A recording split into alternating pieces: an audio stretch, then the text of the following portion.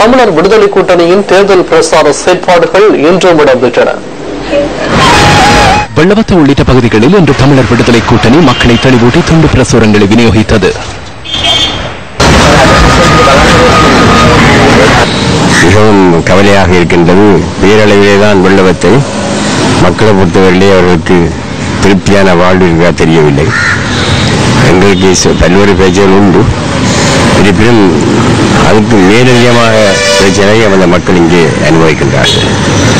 இந்த 4 தொகுதியிலே போட்டியிட வேண்டிய வந்ததற்கு முக்கிய காரணம் இந்த பகுதி மிகவும் புறக்கணிக்கப்பட்ட பகுதியாகவும் காலத்துக்கு காலம் வருகின்றவர்கள் வேறு வியாபாரமாக இந்த தொகுதியை பாய்த்தார ஒழிய மக்களுக்கு தொண்டு செய்ய வேண்டும் என்றோ அல்லது நாட்டை அவிழ்த்து இந்த பகுதியை அவிழ்த்து பண்ண வேண்டும் என்ற எண்ணத்தோடு செயல்பட்டதாக தெரியவில்லை.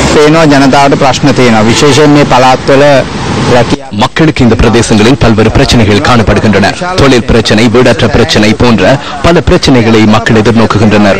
சிங்கள அரசியல் கட்சிகள் மாத்திரமல்ல, தமிழ் அரசியல் கட்சிகளும் மக்களிடம் பொய் வாக்குறுதிகளை கொடுத்து வாக்குகளை பெற்று அரசாங்கத்துடன் இணைந்து தமக்கான சலுகைகளை பெற்று மக்களின் பிரச்சனைகளை தீர்க்காமல் போய்விடுகின்றனர். தற்போது தேர்தல் வந்தவுடன் பொய் வாக்குறுதிகளை எடுத்துக் கொண்டு வருகின்றார்கள்.